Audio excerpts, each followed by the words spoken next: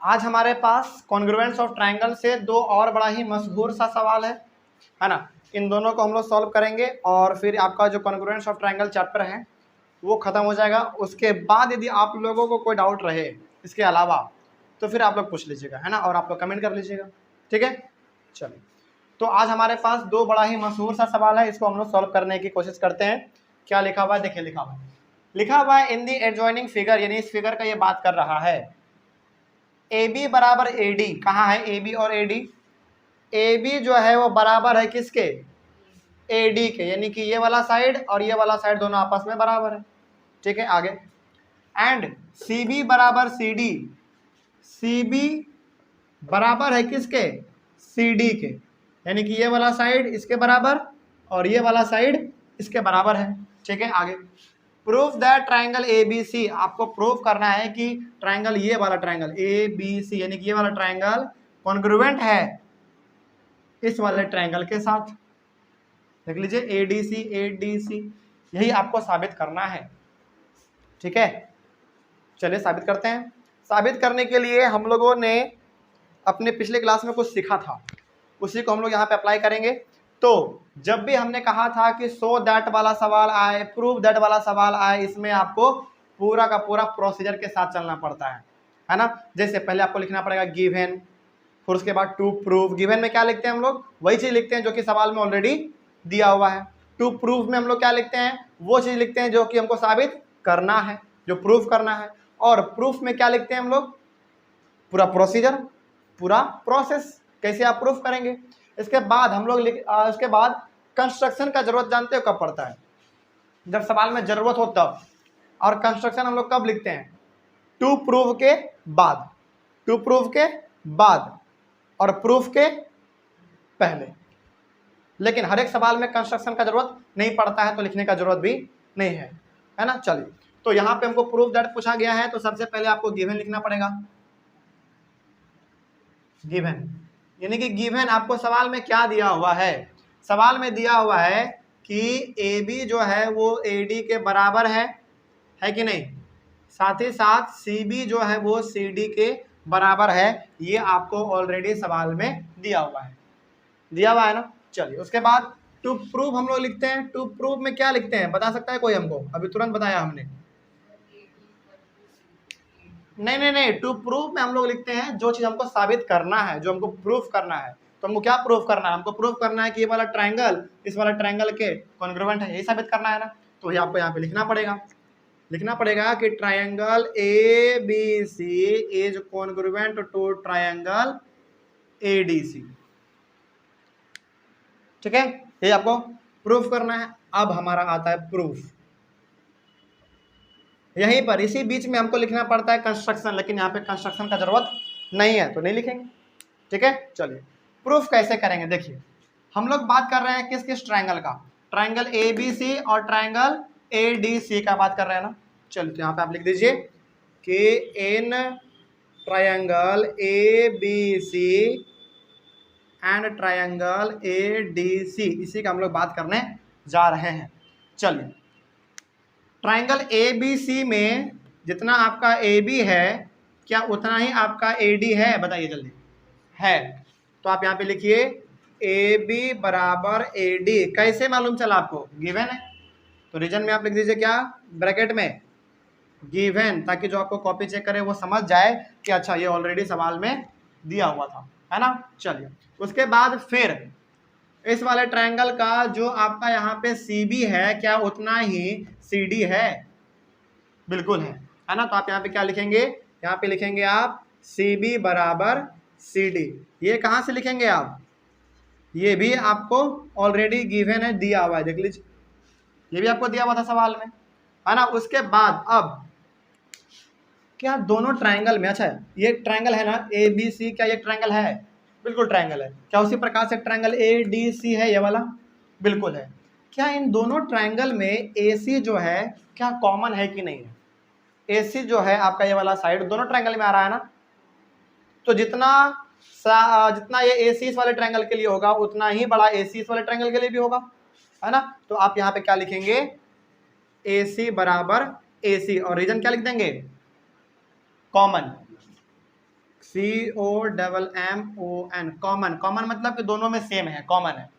अब क्या आप में से कोई बता सकता है कि किस क्राइटेरिया के हिसाब से ये दोनों ट्रायंगल आपस में कॉन्ग्रुएंट होगा? किस क्राइटेरिया के हिसाब से? ऑर्डर देख लीजिए, साइड साइड साइड के हिसाब से, क्योंकि ये भी एक साइड है, ये भी एक साइड है और ये भी आपका एक साइड है। तो अब आप क्या करेंगे यहां पर, hence triangle ABC is congruent to triangle ADC, और रीजन क्या लिख देंगे आप, बाई SSS, यानी कि साइड साइड साइड। कोई दिक्कत? ऐसे ही बनता है ये सवाल, देख लीजिए ध्यान से, इस प्रकार का सवाल आए तो ऐसे बनाना है ना। चलिए आगे बढ़ते हैं। तो नीचे में क्या लिखते हैं हम लोग, हैंड्स प्रूव्ड, यही आपको प्रूव करना था ना, और ये आपने प्रूव कर दिया। अच्छा, पिछले वाले क्लास में हम लोगों ने आपको हम लोग बेसिकली एक चीज और सीखे थे। क्या सीखे थे? कि जब दो ट्रायंगल आपस में कॉन्ग्रुएंट हो जाए तो उन दोनों ट्रायंगल का सारा एंगल, सारा साइड, सब कुछ क्या होगा, एक दूसरे के बराबर होगा, है ना। अच्छा चलिए एग्जांपल ले लीजिए। अब यहाँ पर आपने साबित कर दिया कि ट्रायंगल ABC जो है वो ट्रायंगल ADC के कॉन्ग्रुएंट है, यानी कि ये दोनों ट्रायंगल आपस में क्या है, देखने में उसका शेप और साइज क्या है, सेम है, क्योंकि कॉन्ग्रुएंट का मतलब तो ये होता है ना। तो कल वाले क्लास में हमने क्या सीखा था, हमने ये सीखा था कि जब भी दो ट्रायंगल आपस में कॉन्ग्रुएंट हो जाए तो उसका सारा एंगल, सारा साइड भी क्या होगा, दोनों का आपस में इक्वल होगा। अब क्या हम यहाँ पे कह सकते हैं कि जब ट्रायंगल ये वाला इसके कॉन्ग्रुएंट साबित आपने यहाँ पे कर दिया, तो क्या जितना एंगल ये वाला होगा क्या उतना ही एंगल ये होगा? बिल्कुल होगा। क्या जितना एंगल B होगा क्या उतना ही एंगल आपका D होगा? बिल्कुल होगा। क्या जितना एंगल आपका ये वाला होगा, ये वाला, क्या उतना ही एंगल ये होगा? बिल्कुल होगा, है ना।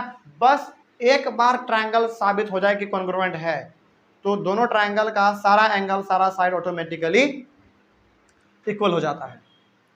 कोई समस्या? अब बात समझ में आ गया है? चलिए आगे बढ़ते हैं फिर। तो ये वाला आपका सवाल यहीं पे खत्म होता है। ये वाला सवाल देखिए, ये वाला भी सवाल बड़ा मशहूर है। क्या है देखते हैं इसके बारे में। In the given figure triangles ABC, कहाँ है ट्रायंगल ABC? इस फिगर में देखिए तो ABC है ना, यानी कि इधर से इधर आइए, फिर ऐसे, फिर ऐसे, इसी ट्रायंगल का ये बात कर रहा है ना, ये वाला ट्रायंगल। आगे, एंड ट्रायंगल DCB, कौन सा ट्रायंगल? DCB, यानी कि ये पूरा triangle R right angled at, यानी कि दोनों क्या है, ट्रायंगल है, राइट एंगल ट्रायंगल है। कहाँ कहाँ पर राइट एंगल है?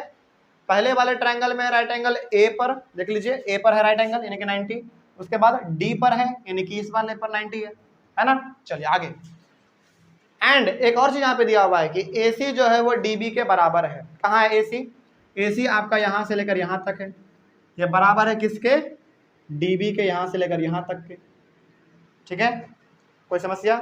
चलिए आगे बढ़ते हैं फिर।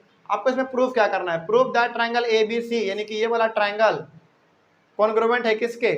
इस वाले ट्रायंगल के। यही आपको साबित करना है।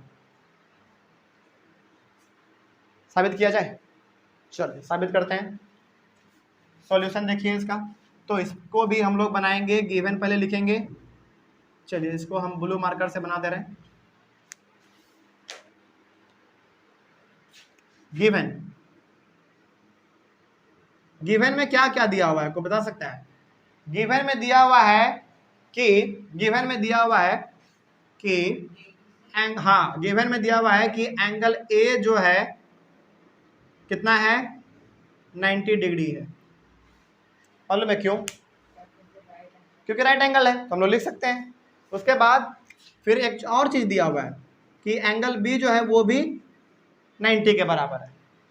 एंगल B वो भी, सॉरी एंगल D है, एंगल D वो भी 90 के बराबर है ना। एक और चीज दिया हुआ है, देखिए क्या दिया हुआ है, AC जो है वो DB के बराबर है। ये सारा का सारा चीज आपको गिवन है। ठीक है, आगे बढ़ते हैं। टू प्रूव, क्या प्रूव करना है आपको? क्या प्रूव करना है? प्रूव करना है आपको triangle ABC is congruent to triangle DCB है, आपको प्रूफ करना है। चलिए प्रूफ करते हैं। अब देखिए अब जरा ध्यान से प्रूफ करने जा रहे हैं हम लोग, ठीक है। जब भी इस प्रकार का सवाल आपके पास आए ना, इस प्रकार का जो कि लगे कि कंफ्यूजन हमको लग रहा है, तो क्या कीजिए, इस सवाल को सॉल्व करने के लिए इनमें जो दो ट्रायंगल का बात हुआ है ना, उसको काट के बाहर निकाल लीजिए, काट के बाहर निकाल लीजिए, मतलब कि उसको अलग से यहाँ पे ड्रॉ कर लीजिए, है ना। अब इसको भी बनाने का तरीका होता है, देखिए अभी यदि हम यहाँ पे साबित करने लगे तो आपका दिमाग फिर जाएगा, समझ में नहीं आएगा। तो हम लोग क्या करेंगे, यहाँ पे दो राइट ट्रायंगल का बात हुआ है ना, तो सबसे पहले आप दो राइट ट्रायंगल बना लीजिए, नाम वाम अभी नहीं देना है, बस आप पहले क्या कर लीजिए, दो राइट ट्रायंगल बना लीजिए, ठीक है। और आपको मालूम है कि 90 कहाँ पे होता है, यहाँ पे होता है, यहाँ दे दीजिए, ठीक है। और पहले वाले ट्रायंगल में राइट एंगल जहाँ पर है उसका नाम क्या है, ए, तो यहाँ पे आप ए दे दीजिए, दूसरे वाले में डी दे दीजिए, सिंपल, बात खत्म। आगे बढ़ते हैं फिर। उसके बाद क्या था, उसके बाद था AC जो है वो DB के बराबर है, AC DB के बराबर है। कहाँ है AC और कहाँ है DB? अच्छा अब जरा हमको एक बात बताइए आप लोग कि AC आपका यहाँ से यहाँ है ना, AC ये वाला, और DB आपका यहाँ से यहाँ वाला है कि नहीं? तो अब आप कहाँ पर लिखना चाहेंगे AC को और कहाँ पर लिखना चाहेंगे BD को या फिर DB को? चलिए थोड़ा सा सोचिए, हम चाह रहे हैं कि थोड़ा सा आप सोचें यहाँ पर।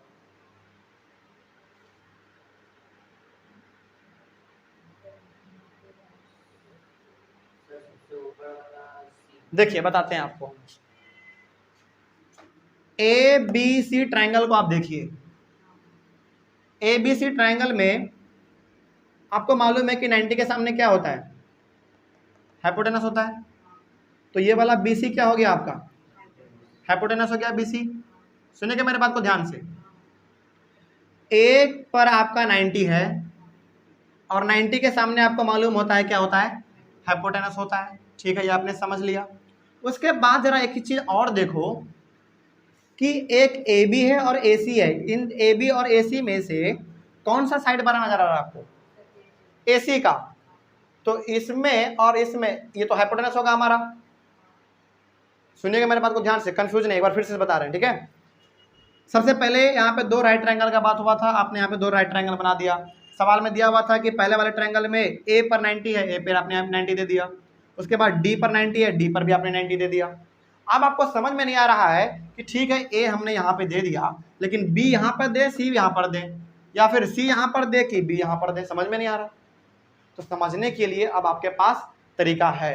क्या तरीका है, देखिए 90 के सामने जस्ट क्या होता है आपका, हाइपोटेनस होता है। तो उसी प्रकार से यहाँ पे जब 90 है तो ये वाला साइड क्या होगा, हाइपोटेनस होगा ना। चलिए इसके लिए तो आप बिल्कुल निश्चिंत रहिए क्योंकि ये आपका हाइपोटेनस ही होने वाला है, ठीक है। आगे ये वाला साइड छोटा है, ये वाला साइड आपका बड़ा है, तो बताओ अब AC कौन सा साइड होने वाला है, ये बड़ा वाला, है ना, क्योंकि AC आपका बड़ा है और ये AB आपका छोटा है। तो यहाँ पे आप लिख दीजिए आंख बंद करके B और यहाँ पे लिख दीजिए C। समझ में आ गया बात। अब मिलाते हैं कि सही हम लोग लिखे हैं कि नहीं, है ना, देखा जाए। तो ये आपका यहाँ पर हाइपोटेनस क्या है, BC है ना, तो BC आपका हाइपोटेनस बन गया, है ना। और छोटा वाला साइड आपका कौन सा था, AB, छोटा वाला साइड AB बन गया, है ना। और ये लंबा वाला साइड आपका AC था, ये AC बन गया आपका, बात खत्म। चलिए ऐसे ही ये सवाल बनता है। आगे ये हर एक सवाल में आपको नहीं करना है, काट के बाहर नहीं निकालना है, हर एक में जो आपको पेचीदा लगे ना देखने में उसको काट के बाहर निकाल लीजिए, बस सिंपल। लेकिन इस प्रकार के सवाल में काटने का कोई जरूरत नहीं है, ये तो ऐसे ही दिख रहा है हमको आसान सा सवाल कि दो ट्रायंगल है भाई, एक ट्रायंगल ये, एक ट्रायंगल ये, है ना। चलिए आगे बढ़ते हैं, फिर आगे बढ़ते हैं, इस वाले ट्रायंगल में आते हैं। इस वाले ट्रायंगल में देखो ये वाला DBC ट्रायंगल देखो, इसमें छोटा साइड कौन सा, अच्छा चलिए 90 यहाँ पे है ना, तो ये क्या होगा, हाइपोटेनस होगा। तो इसके लिए तो आप बिल्कुल ही निश्चिंत रहिए क्योंकि हाइपोटेनस होने वाला है, क्योंकि यहाँ भी 90 है और 90 के सामने हाइपोटेनस होता है, ठीक है। और ये वाला साइड इसका क्या है, बड़ा है, तो बड़ा तो साइड आपका ये वाला नजर आ रहा है और ये वाला साइड आपका छोटा नजर आ रहा है। तो आप आंख बंद करके यहाँ पे क्या लिखेंगे, सी और यहाँ पर बी। कोई दिक्कत, समझ में आया है बात? चलिए अब मिला लेते हैं एक बार कि सही हम लोग लिखे हैं कि नहीं। ये है आपका इस ट्रायंगल का हाइपोटेनस बीसी, हाइपोटेनस बीसी बन गया आपका, है ना। छोटा वाला साइड आपका सीडी है, छोटा वाला साइड आपका सीडी बन गया, और ये वाला साइड आपका बीडी था, ये वाला साइड आपका बीडी बन गया। ठीक है, इसी प्रकार से सवाल को सॉल्व करना है। आगे अब जो दिया गया था सवाल में गिवन, वो आप बनाइए। पहले सवाल में क्या था कि AC जो है वो DB के बराबर है, AC जो है वो DB के बराबर है। कहाँ है AC? AC यहाँ है, DB यहाँ है, दोनों आपस में बराबर है। कोई दिक्कत नहीं, आगे बढ़ते हैं अब फिर से। अच्छा, क्या आप लोगों को इसमें कुछ कॉमन नजर आ रहा है? क्या कॉमन क्या नजर आ रहा है? दोनों राइट ट्रायंगल है, ठीक है, वो तो समझ में आ गया, ठीक है, बहुत अच्छा। लेकिन एक और चीज नजर आ रहा है क्या कुछ? सेम है, क्योंकि देखिए ध्यान से सुनिएगा मेरे बात को ध्यान से, इस वाले ट्रायंगल का भी हाइपोटेनियस BC ही है और इस वाले ट्रायंगल का भी हाइपोटेनस BC ही है। और आप यहाँ पे खुद देखिए कि ये आपका BC और ये आपका BC, तो दोनों में कॉमन हो गया ना आपका BC, तो जितना ये होगा उतना ही आपका ये होगा। सिंपल सी बात। अब इतना करने के बाद अब तो सब कुछ हमारे सामने है। अच्छा, क्या इतना ही देखकर आप बता सकते हैं कि कौन सा क्राइटेरिया इसमें लगेगा? किस क्राइटेरिया से दोनों ट्रायंगल कॉन्ग्रुएंट साबित होगा? मालूम है किसी को? बता सकते हैं कोई तो बताइए। SAS। SAS का मतलब क्या हुआ? दो साइड के बीच में एक एंगल होना चाहिए, दो साइड के बीच में एक एंगल होना चाहिए। तो दो साइड के बीच में क्या एक एंगल है? नहीं है। ये एंगल कब बीच में होता? जब ये साइड है, ये साइड है, यहाँ पे एंगल होता तब। ये तो नीचे में है ना, तो कहाँ हुआ? यहाँ पे मालूम है क्या लगेगा? यहाँ पर लगेगा आपका RHS वाला। R का मतलब राइट एंगल, राइट एंगल है दोनों में। H मतलब हाइपोटेनस, क्या दोनों का हाइपोटेनस सेम है? बिल्कुल सेम है। और एक क्या बच गया?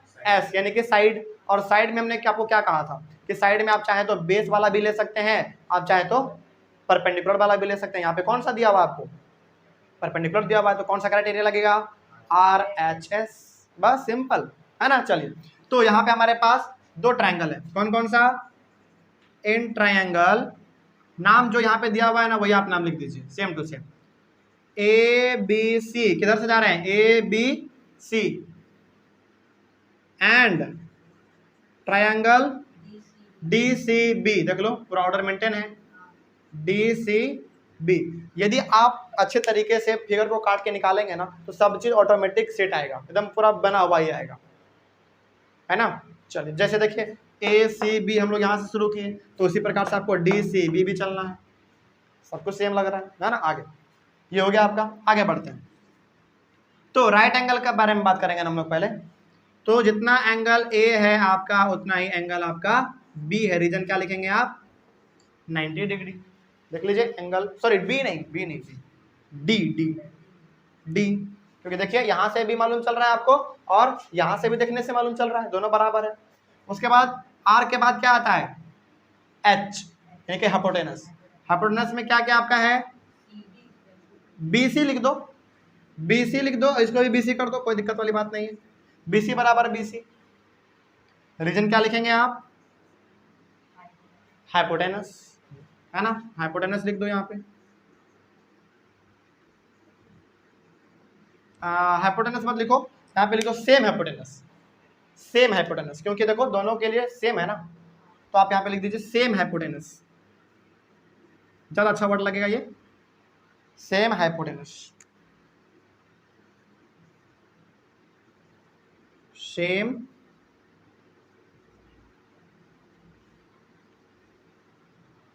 Same hypotenuse. और साइड के लिए आपका कौन कौन सा हो जाएगा? AC बराबर DB, जो वहां पे लिखा हुआ था सवाल में वही हम लोग इस्तेमाल कर रहे हैं। चाहे तो हम लोग इसको BD भी लिख सकते हैं, लेकिन क्या दिक्कत है, जब सवाल में जो कहा है वही लिख दो ना, है ना। चलिए, ये क्या लिखेंगे आप? गिवन। क्यों लिख रहे हैं? क्योंकि ये सवाल में ही दिया हुआ है ना। चलिए, तो इस हिसाब से अब आप क्या करेंगे? Hence triangle A B C is congruent to triangle D C B, और रीजन क्या लिखेंगे आप? By R H S, by R H S हो गया। और एक लास्ट में हम जो बड़ा एक सुंदर सा वर्ड लिखते हैं वो कौन सा है? हैंड्स प्रूफ, हो गया प्रूफ, है ना। तो आप यहां पे लिख दीजिए हैंड्स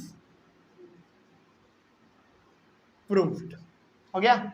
चलिए अब इसके बाद फिर से वही बात हम दोहराएंगे कि जब दो ट्रायंगल आपस में कॉन्ग्रुएंट हो जाए तो दोनों ट्रायंगल का बचा हुआ साइड, बचा हुआ एंगल भी क्या होगा? सेम होगा, है ना। चलिए तो अब यदि सवाल में और पूछ देता कि साबित कीजिए कि एंगल बी और एंगल सी बराबर है कि नहीं, तो अब आप इतना लिखने के बाद सीधा लिख देते हैं एंगल बी बराबर एंगल सी। क्यों? क्योंकि ट्रायंगल कॉन्ग्रुएंट है, और कॉन्ग्रुएंट है तो ये एंगल इसके एंगल के बराबर होगा, ये वाला एंगल इस एंगल के बराबर होगा, ये वाला साइड ये वाले साइड के बराबर होगा, अपने आप बराबर हो जाता है। फिर एक बार बस दिक्कत है, बस देरी किस बात का है? देरी इस बात का है कि बस आपको उसको कॉन्ग्रुएंट साबित कर देना है, बाकी बचा खुचा साइड एंगल सब बराबर हो जाता है दोनों ट्रायंगल का, बस बात खत्म, यही चीज है। कोई समस्या है अब? तो क्या हम यहाँ पर अब कॉन्ग्रुएंस ऑफ ट्रायंगल चैप्टर पूरी तरीके से खत्म समझे? मेरे हिसाब से खत्म हो गया। जो हमको सवाल बताना चाहिए था वो हमने सवाल बता भी दिया आप लोगों को। तो अब आप लोग एक्सरसाइज बनाकर लेकर आएंगे, पूरा प्रैक्टिस कर आएंगे। बहुत सारा इसमें सवाल है, प्रैक्टिस करने के लिए बहुत सारा इसमें सवाल है, और जहां पर भी कोई डाउट हो तो आप लोग भी क्लास में आकर पूछ लेंगे और आप लोग कमेंट करके पूछ लेंगे, ठीक है? याद रहेगा। चलिए तो मेरे हिसाब से चैप्टर खत्म हो चुका है, और इस चैप्टर में कहीं पर भी आप लोगों को कोई भी डाउट रहा हो किसी प्रकार के सवाल में, तो आप सवाल नंबर, यदि आप आर एस अग्रवाल बुक इस्तेमाल करते हैं तो आर एस अग्रवाल से सवाल नंबर लिख के भेज दीजिए, या फिर आप एनसीईआरटी इस्तेमाल करते हैं तो आप एनसीईआरटी का सवाल नंबर और पेज नंबर लिख के भेज दीजिए। कमेंट में आपके कमेंट का जवाब दिया जाएगा, ठीक है। चलिए थैंक यू वेरी मच। मिलते हैं फिर हम लोग अपने अगले वाले क्लास में एक नए चैप्टर के साथ। Thank you very much and have a nice day.